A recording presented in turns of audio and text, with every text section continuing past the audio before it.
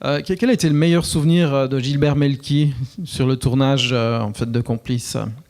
Franchement, ce film, pour un premier film, alors bien sûr, il y a toujours mais c'était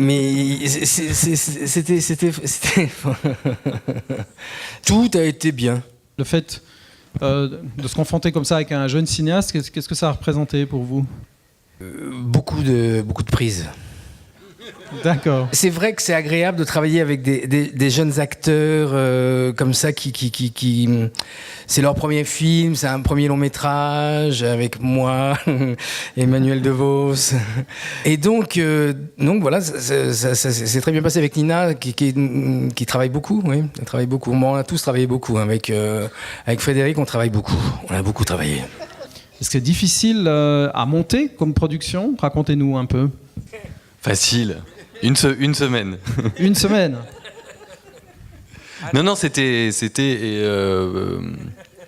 pour parler concrètement, entre le moment où on a eu un scénario qu'on s'est dit qui était une bonne base pour aller chercher les partenaires financiers et le premier jour de tournage, il s'est passé 1 an. Quand on fait son premier long métrage et que dans le cas de Frédéric, on l'écrit depuis 2 ans et demi, 3 ans, attendre 1 an de plus, c'est pas si long. Son talent de mise en scène et de directeur d'acteur qui transparaissait dans ses courts-métrages nous a permis d'obtenir la confiance de gens qui seraient pas forcément partis sur un premier film et qui seraient pas forcément partis sur un film dont le sujet peut paraître de prime abord aussi difficile. Et je trouve que c'est un polar social, un polar moi qui personnellement j'aime beaucoup et voilà, et le fait que ce soit un premier film, un 3e film ou un 5e film, moi ce qui m'intéresse c'est le scénario et puis la rencontre avec Frédéric et le personnage, quoi. Donc c'est pour ça que j'ai dit oui tout de suite. Pour nous, le sujet du film, c'est pas un problème. C'est-à-dire, ça peut être un problème au moment où on doit convaincre les gens de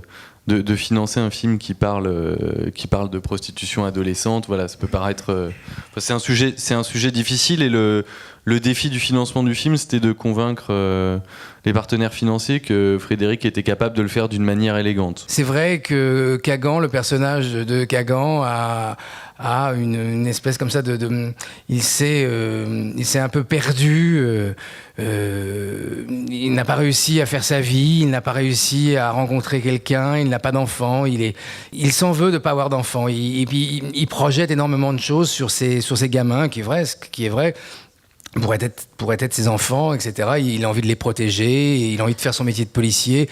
C'est pas du tout un policier. C'est un policier, c'est vrai, qui respecte la loi, mais c'est pas un policier. C'est un policier sympathique, quoi. C'est un policier avec une bonne âme, je crois, quelqu'un de sympathique, quoi. C'est bien un personnage qui fait une trajectoire vers l'humanité, vers ce devenir mensch, et je pense que c'est tout là l'intérêt du film. C'est un scénario qui a beaucoup évolué, beaucoup, qui est compliqué à expliquer. J'ai l'impression que c'est le processus naturel de s'intéresser d'abord à des personnages et puis après de les mettre en action dans une histoire. Je crois que Robert a mis l'accent à juste titre sur la trajectoire, parce que je pense que ce film, c'est avant d'être un polar, avant d'être un sujet de société, c'est l'histoire de personnages. Je trouve que c'est un film humaniste, un peu. C'est un film, c'est un film, voilà, humaniste. C'est un film, très joli film. Flic ou voyou? Flic ou voyou? Voyou. Non, mais oui, mais bon, on est au cinéma, on a le droit de tout faire.